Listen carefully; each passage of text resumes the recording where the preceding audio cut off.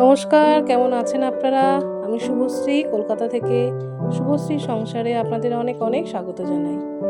আজ সোমবার, সরস্বতী পুজো।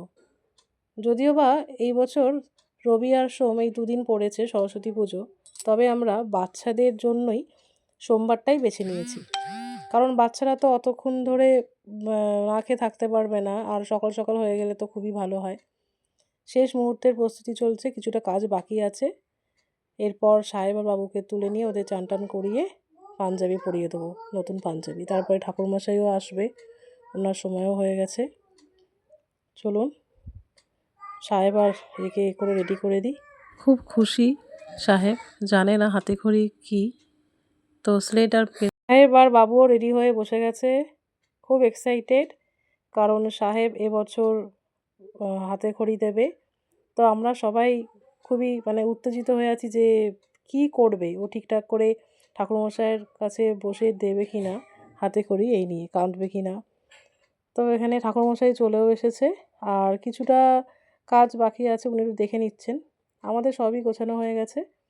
ও, আপনাদের বলাই হয়নি, আমার ননদ এসেছিলো। তো ননদ আমার কাছাকাছিই থাকে, সব পুজোতেই মোটামুটি আমার ননদ আসে, আর ননদই অনেকটা হেল্প করে আমাকে। তো অনেকটা ওই গুছিয়ে দিয়েছে জিনিসপত্র, আমাকে অত চিন্তা করতে হয়নি। আর এই যে আমার সাহেবের স্লেট রাখা আছে, ও হাতে করে দেবে বাবুর সব বই। এই যে আমার ঠাকুর, দেখুন কেমন দেখতে হয়েছে আমার ঠাকুরকে, অবশ্যই জানাবেন।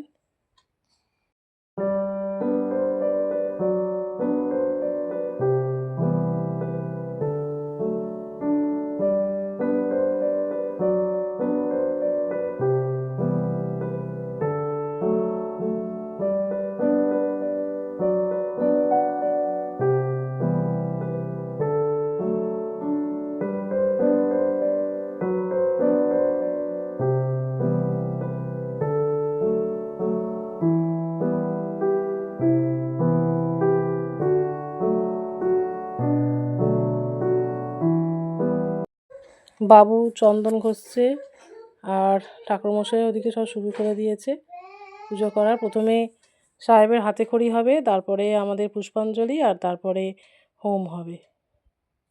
ছোটোবেলার দিনগুলো খুব মনে পড়ে জানেন। এই সরস্বতী পুজোর দিন ঠাকুরমশাই বাবা তো ভীষণ মুশকিল ছিল, আর ওদিকে আমি আর মা জোগাড় করতাম। আর যখন ঠাকুরমশাই একটু আসতে বেশিরভাগ দেরিই করতো, ঠাকুরমশাই ঠিক টাইমে আসতো না, আর মা ওদিকে রান্নার কাজে লেগে পড়তো, খিচুড়ি তরকারি এইসব করতে। আর যদি ঠাকুরমশাই আসতে দেরি হতো, 12টা বেজে গেছে, তখন রাস্তাঘাটে দেখতাম কোন ঠাকুরমশাই যাচ্ছে, তাকেই পুজোর জন্য নিয়ে আসা হতো। তো সেই সময় একটা দিন ছিল আমাদের। আমি অবশ্য ভয় পাচ্ছিলাম যে সাহেব কি করবে, কারণ বাবু কেঁদেছিল হাতে খড়ির সময়, কিন্তু এবারে দেখলাম সাহেব কিন্তু একদম কাঁদেনি। কি সুন্দর ঠাকুরমশাইয়ের কোলে বসে ও হাতে খড়ি দিল, আবার নিজের নামটাও বলছে। এদিকে হয়েও গেছে পুজো, আর ওদিকে আমাদের গোটা রান্নার প্রস্তুতি চলছে। এখানে ওর বাবা সব সবজি বাজার করে নিয়ে এসেছে, আর সব কেটে কুটে গোটা রান্না হবে।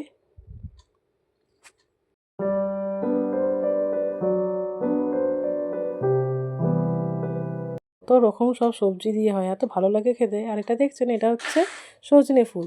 আমার শাশুড়িদের আবার নিয়ম আছে সজনে ফুলের তরকারি, কুলের টক, আর আপনার গোটা রান্না আর টক দই দিয়ে খেতে হয়, পান্তা ভাত দিয়ে একটুখানি খেতে হয়, তারপরে তুমি গরম খেতে পারো। তো যাই হোক, আমার বাপের বাড়িতে অবশ্যই এইসব অতটা নিয়ম ছিল না।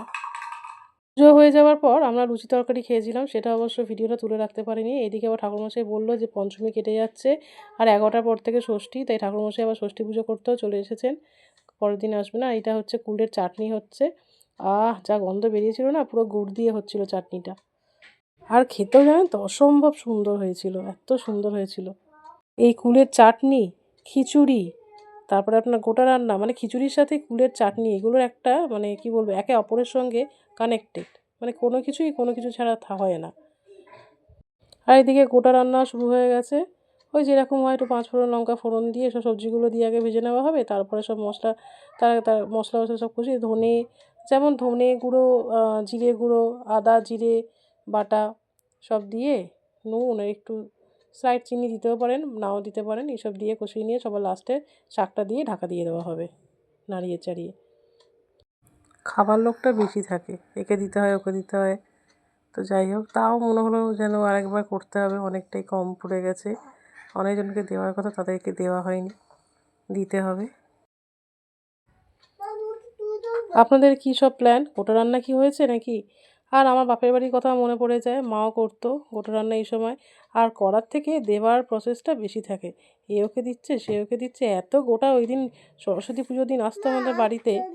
আর আমাকেও এখানে অনেকজনকে সব দিতে হয়, আমার বোনের বাড়িতে দিতে হয়। সাহেবও এখানে বলছে যে দেখবে কি হচ্ছে এটা দেখার জন্য।